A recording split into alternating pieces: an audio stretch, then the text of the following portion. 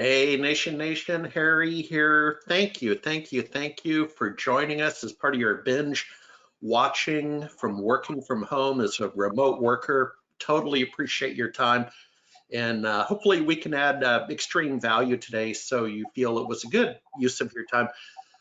It's always a couple of things. So first of all, we are here. Let's make sure we're in the right classroom. We are here to talk about marketing and scaling your MSP in a post-COVID-19 world in the Shark Tank, and we'll get to that in a moment, why we say Shark Tank. A little bit of housekeeping.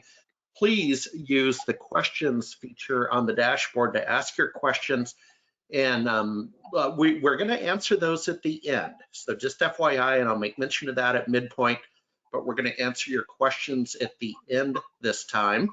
Couple of housekeeping items as well. The online conference that we have in early June, we have extended the early bird registration. It was to have expired yesterday, April 1st. We've extended that to April 20th. Go to smbnation.com for more details. With that said, we better jump right into it because we're having a business conversation today. And with Matt Higgins and James Orsini. So let's get to their slide. Gentlemen, welcome. Where are you from? And today, where are you based today? Matt, go first. I'm based out of New Jersey, about 20 miles west of New York City. Thank you for having me. Well, great. Well, you have quite a resume. Please introduce yourself properly, then we'll go to James. Okay, great. So number of different hats. I am the co-founder and CEO of RSE Ventures, which is a private investment hybrid. We've incubated businesses from scratch. We invest, we do a little bit of everything, but take significant positions in a range of consumer businesses and food and lifestyle and technology, media. I'm partners with Gary Vaynerchuk. I was his first client, gave him 2 Jets tickets and came back and acquired about 40% of the firm. And I'm the majority owner of a company called SKOUT in the cybersecurity space, an MSSP. And as a hobby, my other job is to be a shark on Shark Tank. I'm a recurring shark, sitting alongside Mark Cuban and the gang a couple of times a year. And one more hat, vice chairman of the Miami Dolphins, which just means I oversee the business of the team with my partner, Steve Ross, and here to talk about how to navigate through this crisis. All right, thank you, sir. James, introduce yourself, please. Yes, I'm James Orsini. I too am broadcasting from New Jersey, about 25 miles southwest of Manhattan. I am currently the president of the Sasha Group, the newest company in the VaynerX family. I was formerly chief operating officer for VaynerMedia, working alongside Gary Vaynerchuk. And I've had various C-level roles. I was formerly the CEO of a small mobile media company called COO, trades on the NASDAQ. Prior to that, I was chief operating officer of Saatchi, general market advertising. Before that, I was chief operating officer for Interbrand in the branding space. I've been the CFO of what is now the MS&L Group, Global Public Relations. And I really cut my teeth in public accounting and Wall Street, having worked for both KPMG and Goldman Sachs. There we go. Now I know how to pronounce Gary's last name. I only knew him as Gary V. So thank you for that. I'm sure that last name probably gets mangled on occasion. So yeah, he's a good folks. You know, the reason we're here, and the reason we're able to bring content that's of value to you is because of our community sponsors. So huge shout out to SKOUT and cybersecurity. SKOUT's very, very interesting. First of all, they're in the right place at the right time and have been for some time. And then the second thing is I feel like I see them everywhere. When we were having industry events, and those events are going to come back, but I could always count on seeing SKOUT at the different industry events, got to know them pretty well, like the culture, like the vibe. Now, with that said, let's transition into our content conversation. We have, of course, Jennifer Hallmark over in the radio control room back in the Seattle area. Jenny, if you could go ahead and take the baton and pass it to the next speaker, I appreciate it.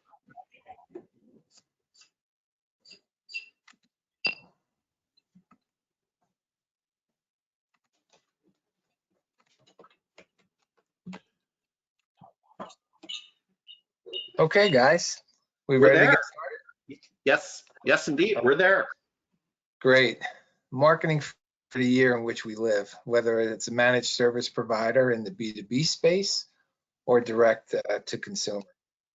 Today's lessons are going to be about underpriced attention and exactly how we capture it.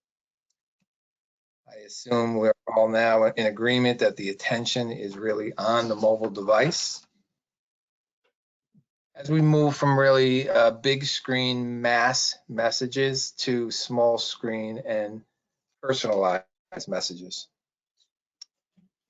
It was really late 2018 when we hit an inflection point where for the first time adults 18 years or older began spending more time consuming content on their mobile device than they have on television. Social channels by far is where they're spending this time.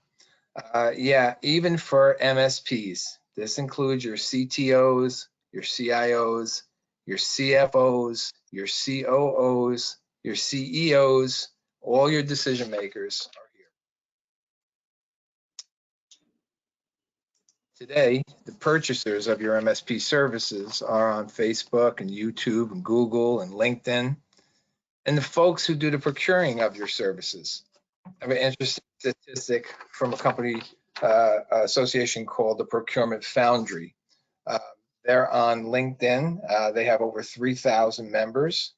They represent 425 billion in corporate spending. The technology sourcing members alone are over 600, and 35% of that community engages with this content at least once per month. So Google Suite AdWords and YouTube and Facebook and Instagram and WhatsApp, 58% of B2B marketers will use search engines in marketing. Computing products and consumer electronics and digital ad spend is expected to be more than 12 billion in 2020.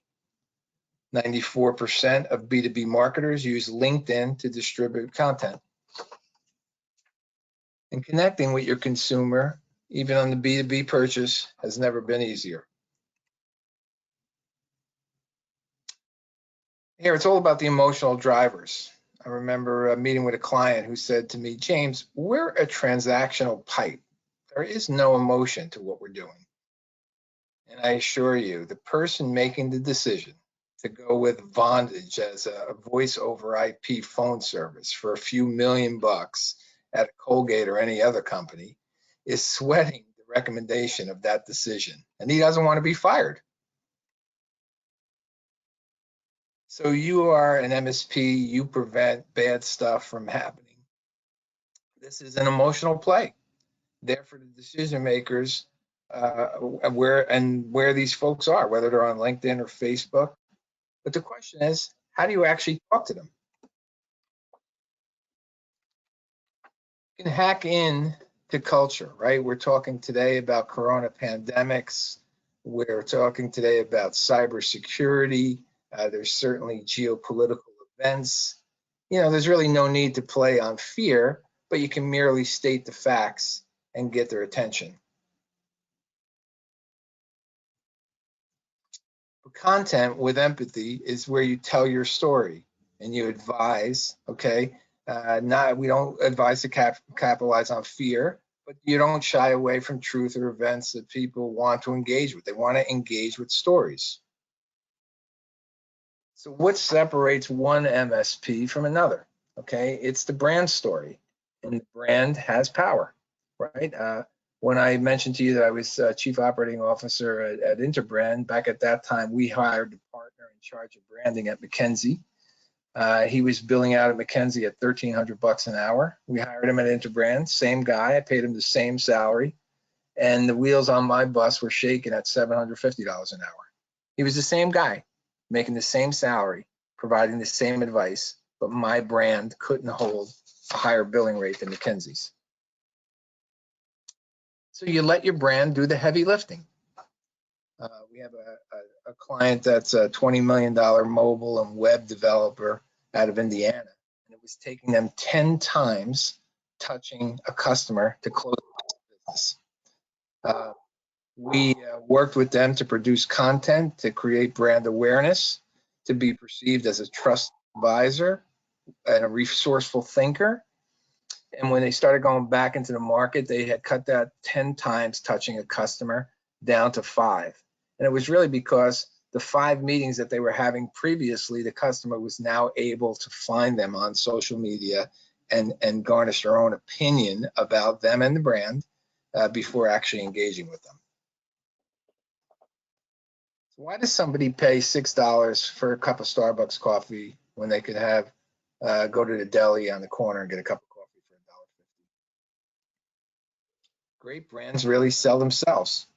In a LinkedIn post yesterday, I saw Gary said, and I quote, "The reason why so many people struggle with sales is because they spend too much energy convincing people who are already a no, instead of just going to the next person to try and get a yes." The greatest companies don't really sell anymore, they brand, okay? And it's not about just posting content. It's about posting content that people engage with. Okay? We do that here at the Sasha Group. We picked up on Small Business Saturdays back in November when we saw a way in. And we said, you know what? We're going to celebrate the last Saturday of every month. We call it Sasha Saturdays. We post relevant content. Last Saturday was one of those last Saturdays of the month. And that's when we posted different small business hacks that we were seeing and pivots in the marketplace. In fact, I actually shared them with Matt. And then people started engaging with that content and we engaged with them. It's a powerful community, is a competitive advantage, all right? Moving you beyond just a product or service or even a fad or brand to what we used to call a love mark, where people actually revolt if it's removed from the ecosystem. Your brand touches everything. It's the product or service that you sell. It's the people that you employ, the customer service you deploy, the way you market. All of these speak to your brand. So what's your unique selling proposition? We had to go through the same exercise when we launched Sasha. It came about because Gary realized we had built a company at VaynerMedia, service Fortune 500, and there was nothing for small or medium-sized businesses. He had a 6 to 10 million following on social media at the time, and we didn't have a product for him. So we launched a voice for small businesses, how to get small businesses to have explosive growth. He named it after his father for legacy purposes, and off we went with the Sasha Group.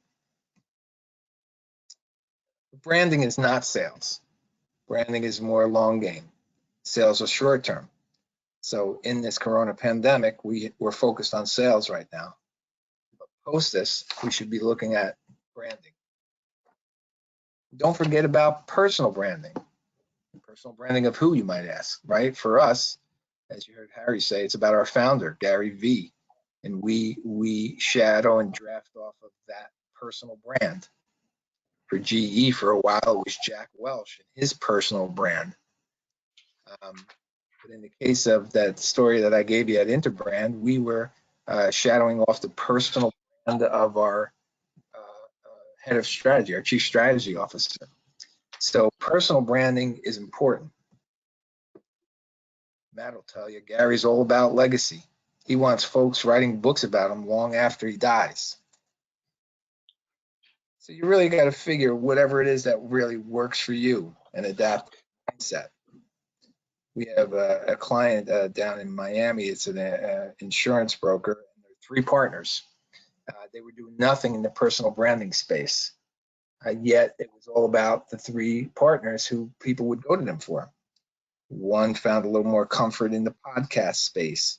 Another was a writer, spent more time on LinkedIn and Medium. And the third was comfortable in front of the camera. So he does the Facebook and Instagrams, right? But all 3 of them found a lane that they're comfortable playing in, and they did a divide and conquer. Let's get into some of the tactical now, all right? And see how do you actually produce this content, right? we like to start with one big piece of what we call hero investment, the Super Bowl for small business, if you will. Think of it, if you're an MSP, as you do a keynote at an event and you have that keynote filmed. And then you break that up into a video that lives on Facebook or YouTube. You pull from that content to produce an article that's maybe written on LinkedIn. You use some of those still images to be on Twitter.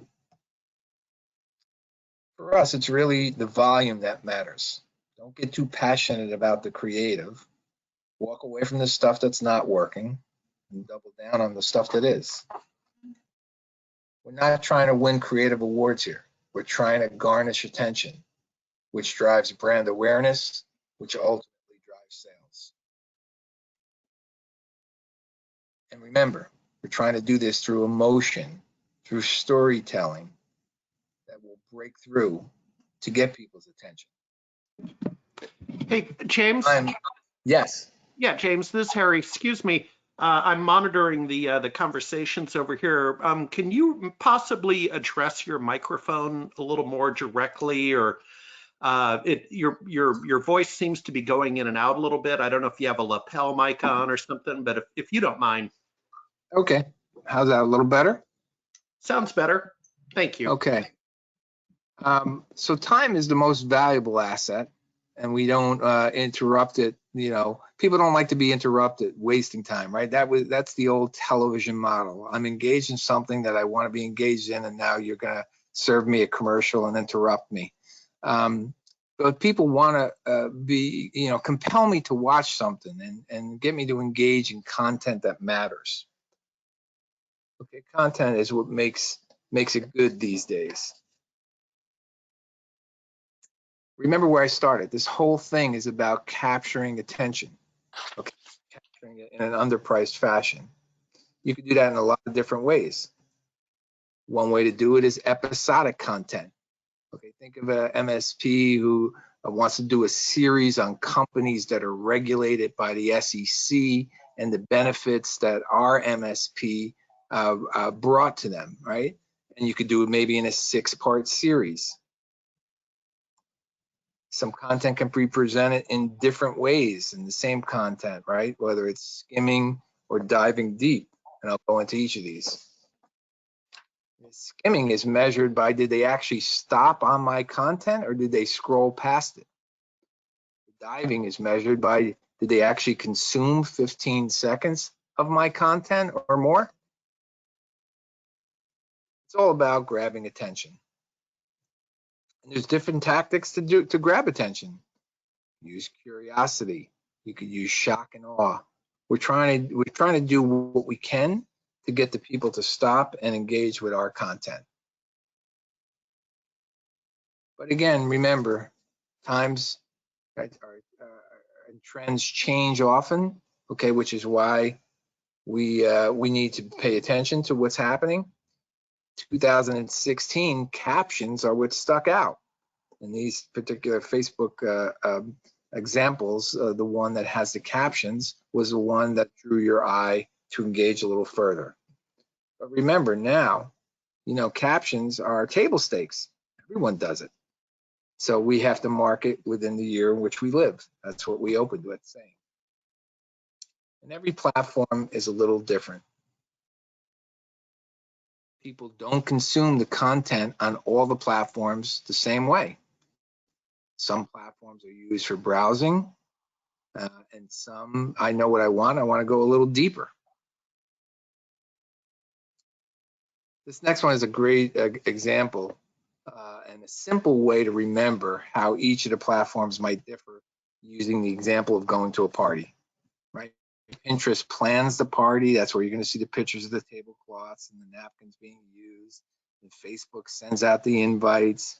Google gives you the directions to the party. Twitter is the groups talking at the party. Instagram is a little highlight reel. YouTube is a post party. Blogging, right? Snapchat, people having conversations right there at the party. LinkedIn is the breakaway in the corner that talks maybe about business. And TikTok is the more jovial karaoke machine, inside jokes.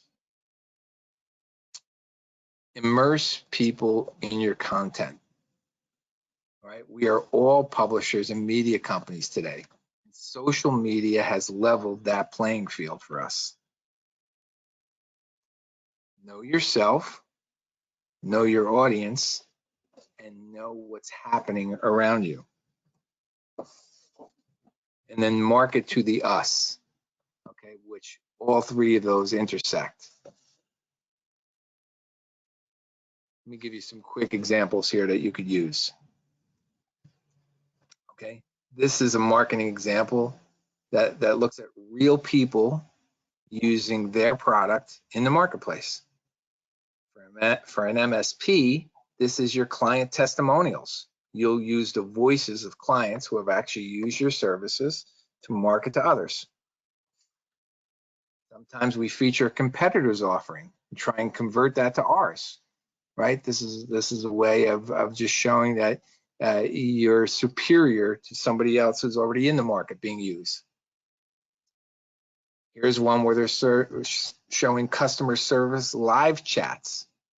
This shows that you're helpful and resourceful in helping to get things resolved. Here's some quick tips. One piece of content done right can actually move the needle. That's what we talked about in that hero content. It's okay to replicate a look and feel. Not everything has to be uniquely creative. Walk away from bad content and double down on the stuff that's good. Get into a habit of when you post in your social spaces and value the comments of your community over the likes. Engagement is key here when you're putting out marketing content. Remember, it's not an and or, it's an and. You should be on all of these channels in some way, shape, or form. Not with the same content, however. All right, so I'm wrapping this up now. Understand underpriced attention is important. There's a difference between branding and sales. And consumers consume differently on each of the platforms. It's not the same. We have a lot of clients who want to use the same piece of content across every platform in a static approach and just hope that people engage with it the same way, and that won't happen. Okay, back to you, Harry. All righty, folks. So if you came on just a little bit late, if you could kindly use the questions feature over in the control panel to ask your questions. They are queuing up, so be sure to get your questions in now so we can get to every single one. And then we will answer the questions at the end of the event. So with that said, Jenny, I believe we now hand the baton over to Matt Higgins.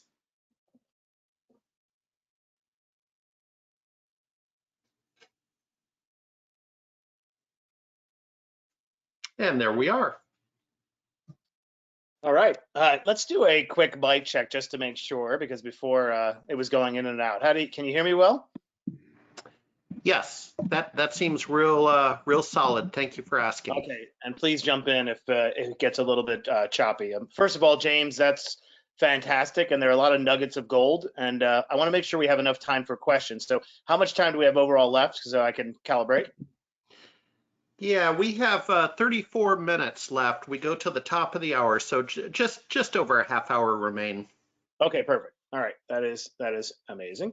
So I'm going to take James did a great job in giving a lot of very good tactical information. I want to take it back a little bit philosophically because I want to give you some context about how our portfolio is trying to go through managing the crisis. And I just think sometimes as leaders, it's helpful to have a framework to deal with things. And some of this may be obvious because you've gone through it already, but I think it's worth framing. And to simplify, Gary Vaynerchuk and I did a talk where we talked about how to survive failure. And this is a form of failure, not of our own doing, obviously, but it's a system failure. And I call it the 3 A's. You can call it whatever you want, but to make it easy, absorb, adapt, and attack. And what do I mean by that? Number one, I think you have to go through a process of absorbing to recognize the fact that the world as it existed 4 weeks ago for all of us on this call no longer exists. And I think as a CEO, as a leader, I do this myself, you desperately try to hold on to everything as it was, as opposed to figuring out that that's not the case anymore. And I think if we rush to simply replicate our businesses as they were at the end of February without taking a fresh look, we don't have a chance to synthesize. So my first recommendation is, one, absorb what has transpired. And then two, profit is not the name of the game at the moment. Survival is. And we don't know when the end of this crisis is going to happen. So, you know, you can read all these different projections. It's 2 months that we're lifting the quarantine. Who knows? I myself am planning for not just the end of the quarantine, but the start of probably the greatest recession since the Great Depression. You know, everyone wants to call the bottom of the stock market. A little bit of context for you. Pretty much every correction, every recession is followed by 5 mini rallies to a false bottom. So I think there's premature euphoria around the stock market. The best thing to do is to adapt by saying, how do I survive as long as possible? How do I stretch out my cash? How do I challenge my assumptions? How do I make some tough employee decisions too, to make sure that I have the team that can, you know, go the distance? But make all your plans about the worst case scenario. And then third, I feel is equally important. It's very demotivating for a team to play defense all the time. And right now, all of us are probably in defense mode. You know, using a football analogy, right? The defensive line is only going to hold up so much if they spend all their time on the field. And we need to go as quickly as possible to some aspect of your business to offense. And I think what James just gave you is a roadmap for how to do that, right? And we'll talk more, and I think we open up for questions, but offense right now is about building community and developing your voice, especially if it's something you're not comfortable doing. I myself think that if you have extra capacity because you're at home, you could see everyone is online at the same time. When in the course of human history has every human been basically doing the same thing at the same time, with every person having the ability to reach each person? Imagine if this crisis had happened 20 years ago. If you wanted to get the word out about your MSP, you'd be pitching a newspaper article in a sea of other pitches and hope that a reporter, you know, believes in your story.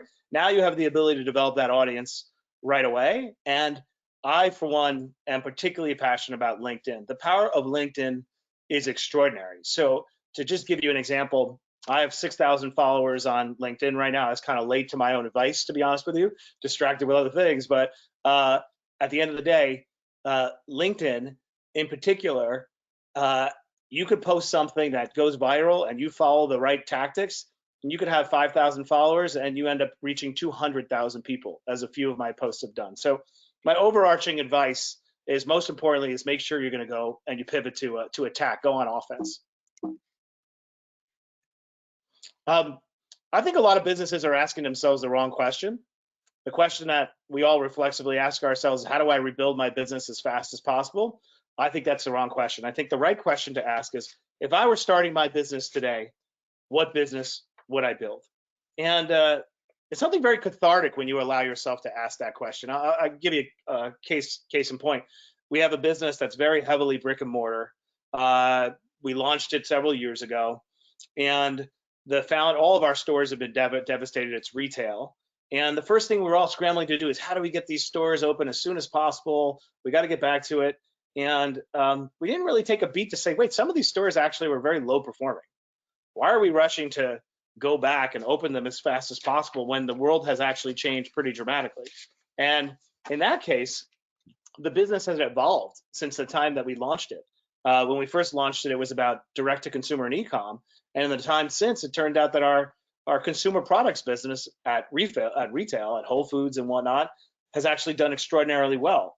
So we decided to take a step back and say, rather than try to build this business as it was, what business would we build?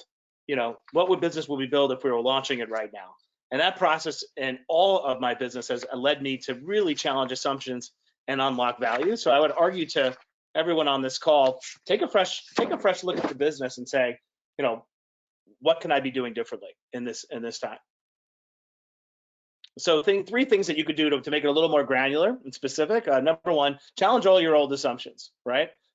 Everything that you were assuming at the end of February, challenge it, right? Like in the case I just gave you, a brick and mortar business, challenge it. Well, why can't we pivot the entire infrastructure to a retail business?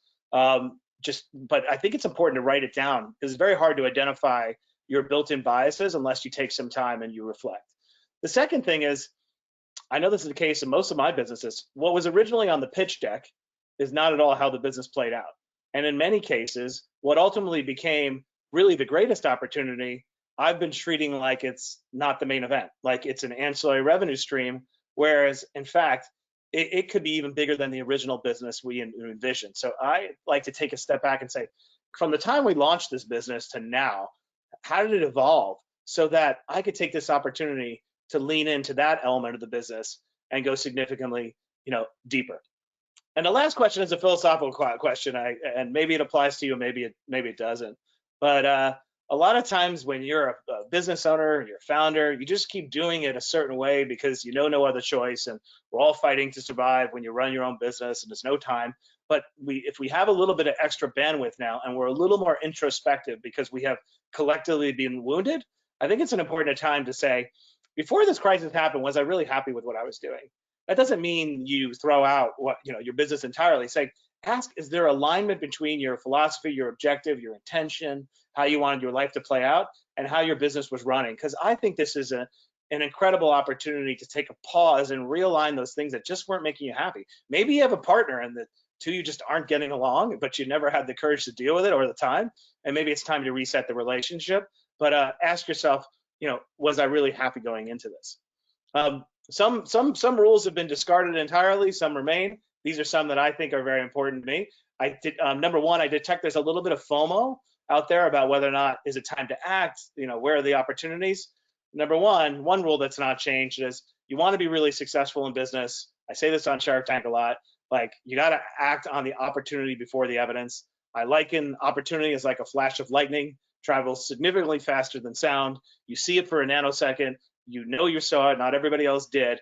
But if you wait for the sound to arrive of thunder, another few seconds later, everyone sees the opportunity. So that hasn't changed. We still have to be scanning the horizon for those opportunities to act on them before there's evidence. Secondly, in terms of FOMO, I get asked this right now, what stock should I be looking at? What should I be doing? Right now, we are driving through heavy fog. And when you're driving through heavy fog, you don't step on the gas, you pull over and you take a look. So my advice to you right now is watch, listen, and learn. And you'll know when it's time to act, but right now, just collect information. Third, the opportunities are still the same. Challenge conventional wisdom. Conventional wisdom 8 weeks ago was that telemedicine was moving along at a prodding pace and it's going to take a long time for it to adopt. That has completely changed in 8 weeks.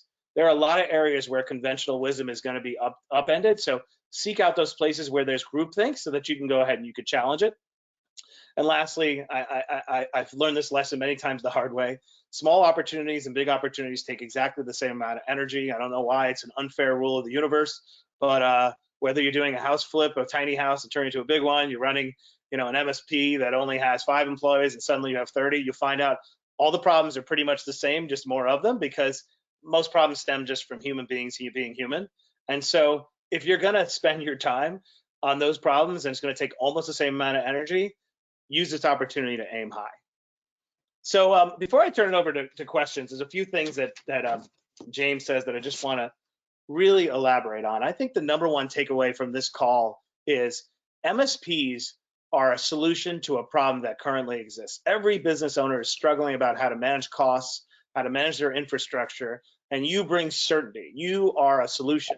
And so I know a lot of people on this call are probably saying, I'm not really comfortable communicating. I'm not sure what I have to say. Does anybody really care?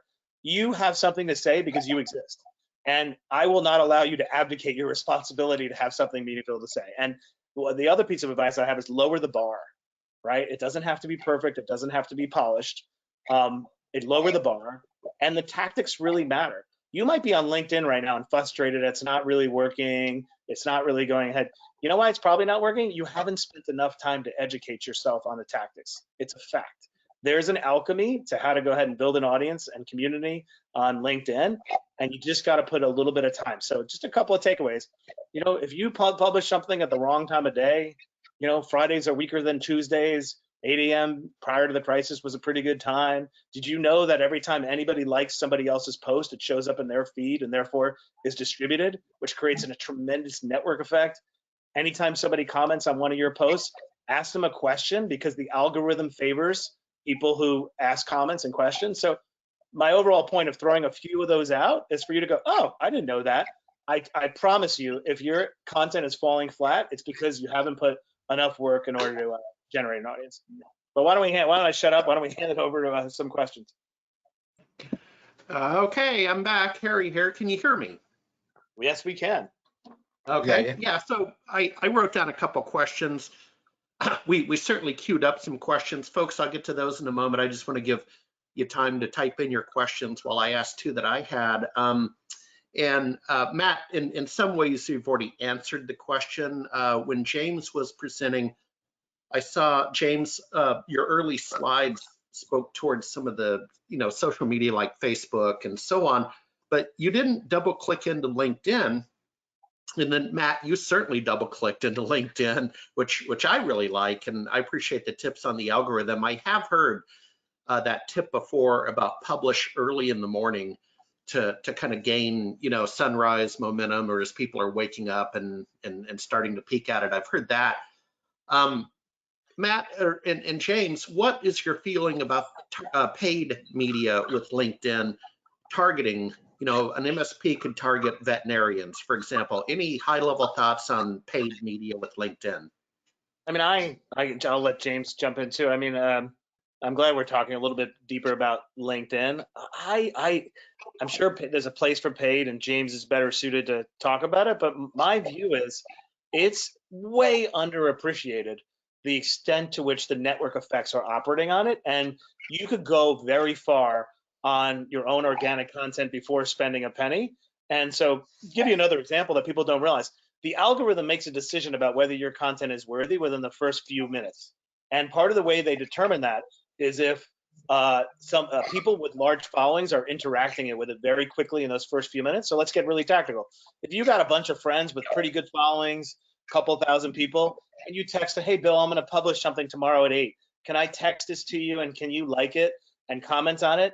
And I'll comment back within the first 60 seconds. I know it sounds crazy, Bill, but I need you to be sitting here with a cup of coffee. Like, until you know every single tactic about how LinkedIn operates and you're taking advantage of it, then I don't think you need to spend money. Go ahead, James.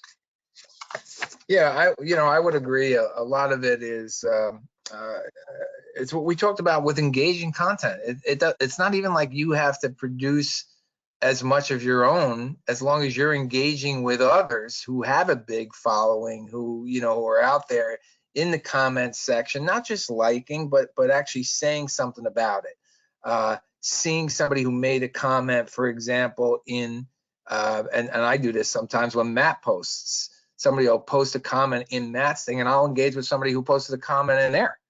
So now you're picking up the audiences of two people with followings. So we see in the small business section, LinkedIn paid is not a large portion of the paid media spend that we're seeing today for our clients. There's still a lot of organic reach to happen from it. All right. LinkedIn is kind of where Facebook was 5 years ago. Okay. Now, in order to get the attention on Facebook, you really have to lean in on the paid side. But there's still, it's still a hidden gem. It's still early in the process, and you can still get some good results from just organic reach. Okay, great. And then my second question, then folks, we'll get to your questions. They are lining up. Was Seth Godin in his Alt MBA program, and he had some similar messages that you guys have conveyed with the personal branding and that kind of thing. That my simple question: have you guys worked with Seth, or has Gary Vee worked with Seth? Yeah, it's a small circle. Obviously, folks know each other and draft off of each other's content as well. Gary has a daily V, a weekly V podcast where he interviews guests as well. The personal branding initiative, and I've seen Matt's personal brand grow significantly just over the last 24 months. You got to find the lane that's right for you to play in. Just like those 3 principles that I gave you. One of those guys was just not comfortable being in front of a camera, and it was awkward. But he's an excellent writer, so he spends his personal brand engaging in long form written content on LinkedIn and Medium. And that's how he's lifting his personal brand. The other guy with the podcasting, he was much more of a voice. He's not scripted, but he was an ex-baseball player, so he leans in on attributing business to sports and always draws the comparison there. So finding the lane that's right for you. You can't create something that you're not comfortable with and who and what you are. It's to Matt's point as well. This is a great inflection point, because if you weren't comfortable with the business executive that you were pre-pandemic, maybe this is a way to look at it differently and use this time appropriately. All righty, thank you. And you've now answered the question I didn't ask yesterday. I posted up a incantation. I did a Jama Lama dance video with saying CEOs can't dance, and it did not take off on LinkedIn, and now I know why. So we'll do a better job next time. Larry Velez asks, Larry says, social media marketing clearly works great when it is funded from Fortune 100 media budgets. What evidence do you have that it will work for MSPs whose revenue is mostly 5 million or less per year, and for whom spending 25K to 100K a month on social media or content creation would be a large percentage of cost? Gentlemen? I could start, and then James, you could go. I mean, I think I respectfully reject the premise of the question, because I think actually you don't need to spend that money. I write everything myself. I have a person on my team who's fantastic, who's juggling PR and comms and marketing for the portfolio, spread thin all over the place. But it may seem like I have some big operation. Like, I'm doing it myself because I enjoy it. I think it begins by forcing yourself to enjoy it. If you don't enjoy connecting and communicating with people, I would argue one's not going to be successful in their business anyway. So you have to look at it as not as social media. It's the act of connecting and being empathetic with other people who have a problem, and you are the solution to that problem. So I would say it doesn't require a big budget. It requires conviction. But James, go ahead. Yeah, the Sasha Group was built to service companies between 1 million and 200 million in revenue. And our sweet spot is probably the 3 to 50 million in revenue type company. So this is what we do all day long, right? It's why, we're not necessarily out there trying to create art. We're trying to bring volume because we believe that that's more important at this stage rather than perfection. So, the example that you gave, Harry, dancing, don't get too passionate about that piece of content that didn't work, you know what I mean? But when you do find something that works, do more of it and walk away. We have a way, we work in a fail fast, fix fast, learn fast environment where we're constantly testing and optimizing, spending small sums of money. We could spend a couple $100 and see if something's actually working. And I think to stay with that for a second, Harry, your piece of content, this is why I really stress education, since the internet is free. Like, let's say, for example, in that piece of content, you put a link in the body of the post. Most people don't know that when you put a link in an actual LinkedIn post, it kills the distribution. The algorithm condemns you to hell and sends you to Siberia to die in a wasteland of irrelevancy. If you have a link to something, you put it in a comment. I'm not saying that's what you did. I'm just saying part of the feeling can feel like you're pushing up a hill or the game is rigged is because if you don't put the time and energy to learn those little hacks, of course you can't compete. I did say the big advantage that a Fortune 500 company might have is that they might have some expert on retainer who can maybe shorten it, but like, you don't need an expert. You don't need me. You don't need James if you were to actually go ahead and spend the time on online. So that's why I'm trying to preach that everyone on this call get conviction to become storytellers and agents of solution for the small businesses that you serve. Don't step in your shoes, step in their shoes. All righty, thank you. Comment from Jonathan Handler. Will we be getting an email with the links to the video archive of the event? Yes, we certainly do record the webinar, and you can watch that on replay, and links to the slide deck. Gentlemen, I don't think we had that conversation. Oftentimes your slide deck is your proprietary, your intellectual property, let us know. I won't put you on the spot. Let us know if those can be made available.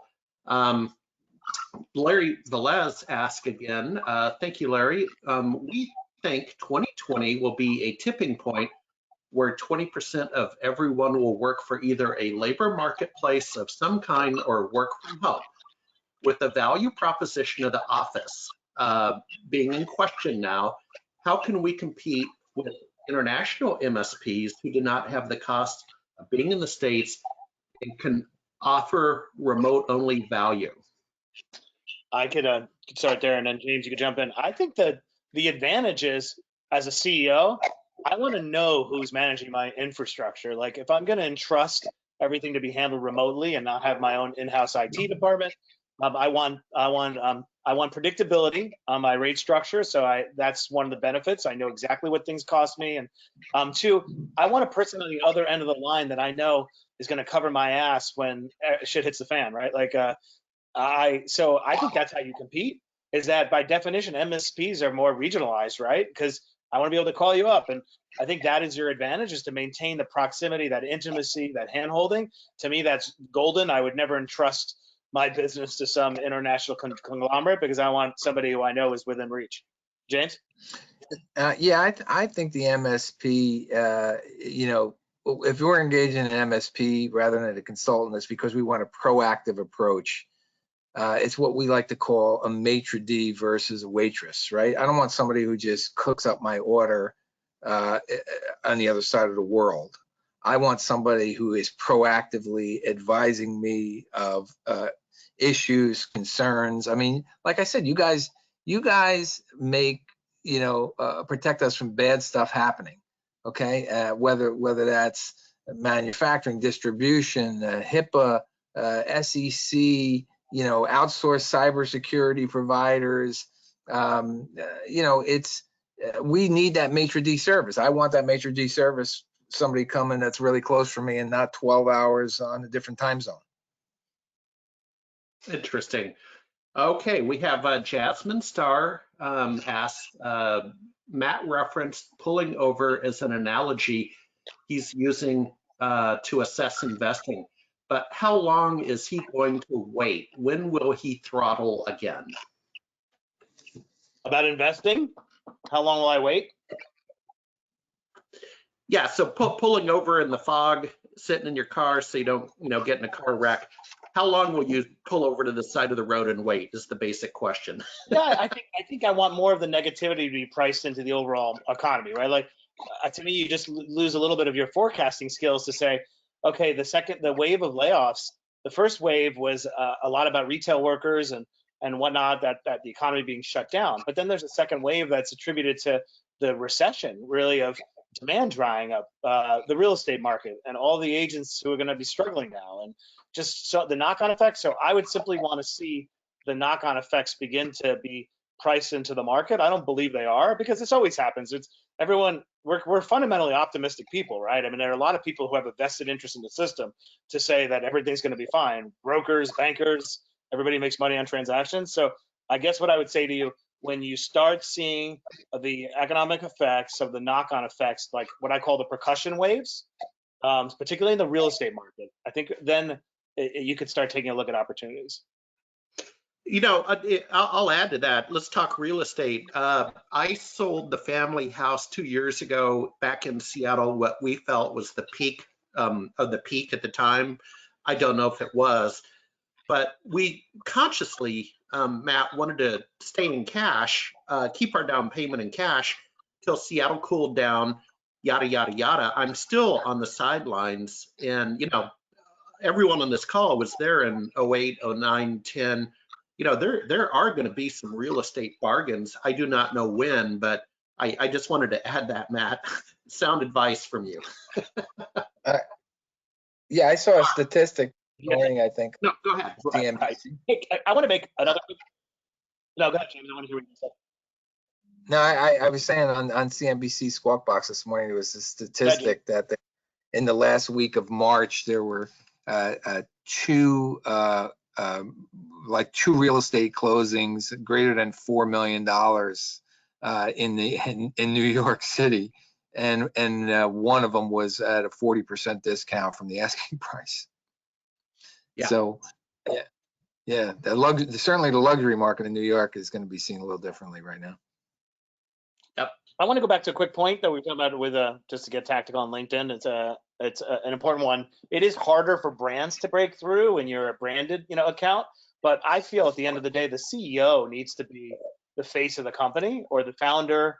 Like you're much better when you humanize your business rather than try to post under your brand. So it's an important caveat. I do think it's very hard for brands to break through, but people connect with other people. So make sure when you're, in my opinion, developing your strategy, it's developed around you as the CEO or the founder.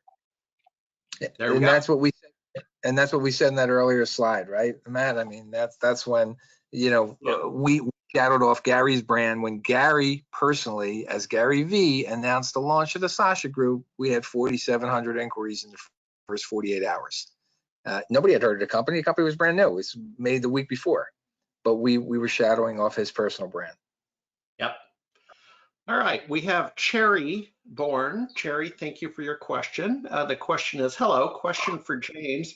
He mentioned to share content on multiple platforms, but not use the same content. Is that changing the entire message or changing the cosmetic look to the same message? No, so I've been sharing the blog on all the platforms. Yeah, it's what we call sweating the assets, or DJing the assets, taking the same asset and tweaking it based on the way that the consumer consumes the content on the platform, right? So Matt was talking about live links. Well, you can't put a live link or URL in Instagram. That has to go into the bio section in order for somebody to drill down on that, right? So others are thumbing through and they're not necessarily listening to the words. So you better have captions on on that particular platform in order to get their attention. So it's just the same piece of content doesn't perform the same way on each of the platforms. And so when you go, you'll see. Go ahead, James. No, I was saying, as you dabble in each of these different platforms, you'll see it. So, and to just jump in on that, I think it's a little bit of both. Just and explain why. Let's use quotes, right? Quotes don't perform well on LinkedIn, right? Quotes perform great on Instagram. So that's point one. So it isn't really only just repurposing content. Two, on Instagram has no network effects. So what do I mean by that? If you post something on Instagram and it's liked by whomever, it's not showing up in their feed that person interacted with you, right? It's showing up underneath your image or whatever you posted. So it's great. LinkedIn, on the other hand, it's completely designed to create these network effects around topics and individuals. And so if I were anyone on this call, to be perfectly honest, I would not be overly investing in Instagram. It's nice to have a presence. I mean, I do it for a different reason, Shark Tank, and I like to connect with people. Honestly, I just like to dispense advice about the trauma that I went through in my life and just be a human being and touch people. But I don't think from a B2B perspective, it's a good use of your time. I know Gary will say repurpose the same content 44 million times, but since some people here might have jobs, so if you have to choose where to focus, I would focus on LinkedIn. And now I know I'm being redundant, but. All right, we got 5 minutes left, so several questions. So why don't we put the pedal to the metal? We have Alexandra asking, Matt, what would you do if the crisis would have hit when your business was already struggling? Oh, such a good question. I think a few points. Number one, you have to buy time. This is the greatest stimulus package we've all seen in our lifetime, and God willing, ever will.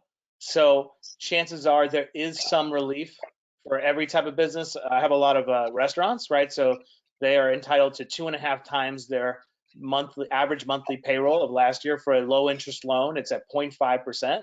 If you don't qualify for that program, it's called the PPP program from the SBA. There's another program where you can get up to a $5,000 credit per employee.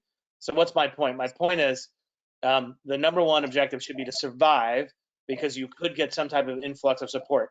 And then I go back to my original points. If your business was already struggling, actually in some respects, this is probably a chance to really face the things you weren't facing. It's struggling because something's wrong. And until you fixed it, it was never going to stop, unless the market is entirely, your Blockbuster and Netflix came along, but nobody on the call is Blockbuster. So I think what you do is what I talked about before. You take a step back and say, if I were building my business today, what business would I build? Not let me rebuild the same thing that I was doing before that was broken. I'd fix it. All righty.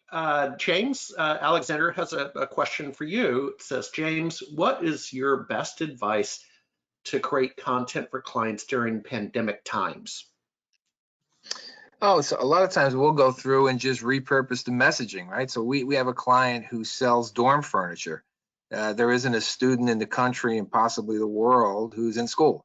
So now what do? Well, we pivoted the communications message to refresh your home. Everybody's working from home now. Maybe you should have a picture on the wall while you're doing that Zoom conference, or a pillow on the chair that was not meant to be sitting in for 9 hours a day. So, a lot of it is just pivoting the messaging to be a little more relevant to the times that we're in. Okay, cool. We have one last question. This worked out just perfectly because we are approaching the top of the hour, so we'll have a few seconds for farewells. We have a gentleman, Aaron Seaman. Aaron says, hello, gentlemen. I got my job as the VP of Sales and Marketing at S2S Communication because of my 5-year following of Gary Vee and learning through his content. We at S2S got a good start in December on our YouTube, telling stories, providing education, entertainment, engaging with every comment. Today's current world events have popped the balloon. My budget is completely gone, and my leadership is so busy saving customers and putting out fires, they are not interested in me posting anything at this time. Let me scroll down. I'm almost there, gents. Like we're in, you know what, the interface, here we go. I'm determined to get down to this final comment. Forgive me, gentlemen. Like Matt said, we're in survival mode. What should I do? Gentlemen? This is time when you can go back and repost content that had already been posted. I get it. They're not going to give you any money to create new content. They're probably not going to put paid media spend behind it at this time. But I assure you, if you've been doing this for a while, there is relevant content that you've posted in the past that you can bring out now.